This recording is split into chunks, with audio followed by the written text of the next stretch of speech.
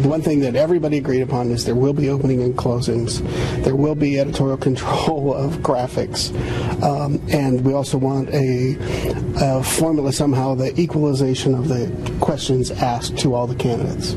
So you can't just, don't invite somebody on the stage and ignore them for 2 hours. I think we should use the leverage of having a very big product that every network wants. We should use that leverage to get objective people. They don't have to be Republicans. I think they ought to just be objective. Well, the candidates speaking out about the debates after the last CNBC debate. There was a meeting with representatives of different campaigns just outside Washington this weekend, and they came up with a list of demands. First, let's hear from the RNC chair about what he thinks about all these candidates stepping up. Look, there's 14 campaigns, and so, it takes a few people, I guess, to create a narrative. But no, the truth is we're involved, we're in control, we're setting the calendar. In fact, if what happens from last night goes forward, I think it's exactly where we want to be. Well, there are some demands. Here's the list so far. The letter obtained by Fox highlights all future debates have a minimum of 30-second opening statements, minimum 30-second closing statements. The campaigns must pre-approve any graphics and bios that the networks plan to use on screen. There will be no lightning rounds because of the frivolousness or gotcha nature, and that the networks will commit to equal time for an equal number of questions for each candidate. The temperature to be kept below 67 degrees Fahrenheit, no candidate-to-candidate questioning, and that the networks will not allow reaction shots of audience members or moderators or shots of empty podiums after a commercial break. So there. Let's bring in our panel. Steve Hayes, senior writer for the Weekly Standard. Mara Liasson, national political correspondent of National Public Radio, and syndicated columnist Charles Krauthammer. Mara. Well, first of all, these are pretty reasonable. This is exactly the kind of thing that campaigns negotiate for when they're in a presidential general election campaign. And, it all seems pretty reasonable. It's amazing that the biographies and graphics that were used for Jeb Bush didn't mention that he was the governor of Florida in the CNBC debate. So I think this is pretty reasonable. The interesting twist, of course, is that Donald Trump has now decided that he will unilaterally negotiate for himself and not be part of this group negotiation. But there was a real reaction to the CNBC debate, and the candidates, like Rand Paul said, they're a pretty hot commodity. Networks are making a lot of money off this. I think in some ways this is a sideshow. I mean, if they get all these things, then we can maybe have a debate about their actual ideas, and we can see if it's helping the party or not. Yeah. You mentioned Donald Trump. He wants to negotiate directly with the networks. A couple other candidates, Chris Christie, Carly Fiorina, said, hey, listen, I'll debate anywhere, anytime. You set up the podiums. We're ready to go. Yeah, there are reports that John Kasich is not likely, or his campaign is not likely to sign this letter, maybe some others. Look, I think this is probably going to end up back with the RNC if after all of this hubbub.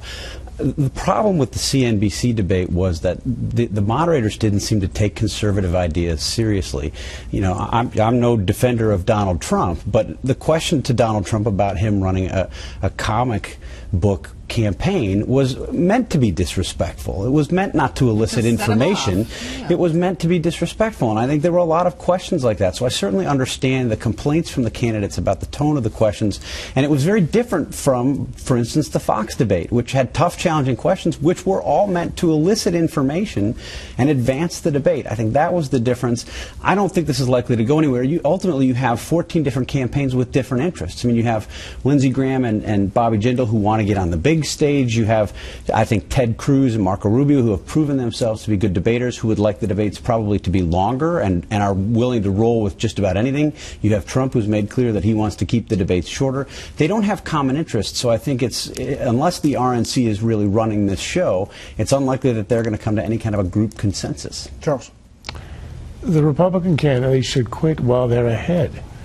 They won this debate against the media. The debate about the debate is over, and they crushed the media. There's a general consensus, including in liberal media, that it was an awful debate run by disrespectful and kind of useless moderators who clearly showed the world that there's a liberal bias. So the GOP won and actually came out of the debate looking good as a group. At this point, I think to continue to beat the horse is kind of pointless. Christie and Fiorina are right. We won that argument. We're ready to show up anywhere, anytime, and it actually helps them. I think the idea of having conservative moderators, say Russian, two people he chooses, will be a splendid idea if that panel were to be the moderators for the Democratic debate, and the GOP will take any liberal, because obviously when they took on the CNBC liberals, they won. So, you know, the graphics and the temperature in the room is important, but it isn't the main issue. The main issue is debating the ideas. We should point out the next debate is on Fox Business Network. Maria Bartiromo, Neil Cavuto, Jared Baker with the Wall Street Journal.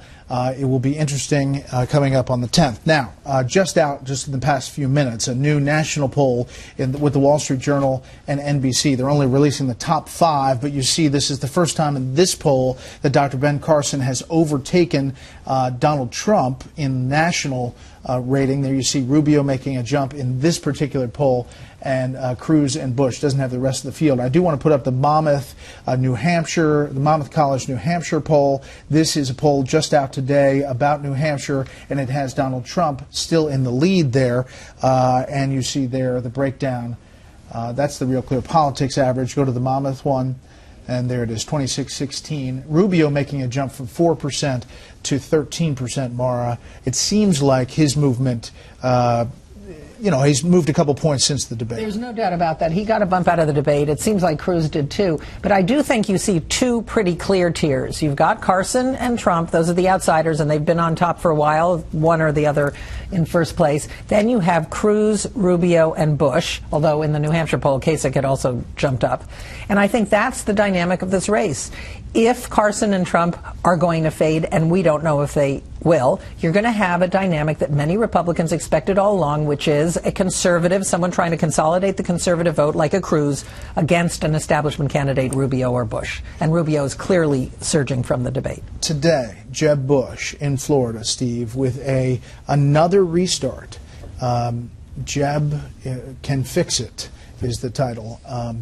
It's kind of a two-step process there. Can fix the economy and the country, but not said is fix his own campaign. Yeah, and look, by all accounts, the speech that he gave today was a very good speech, one of his better speeches of the campaign. The question is it enough to get people who have been skeptical of Jeb from the beginning to give him a first look, or to get people who have wanted to support Jeb to give him a second look?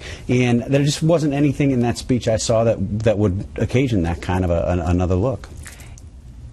Charles? Look, I think Mara's right, but I think of the two outsider leading candidates, it's possible that either one will emerge or maybe a Cruz will come in and inherit if they both fade. Rubio looks like the one who will be in the other lane, at least now, of the sort of establishment wing, and that would be if it's one-on-one and Cruz and Trump or Carson is up there at 28%.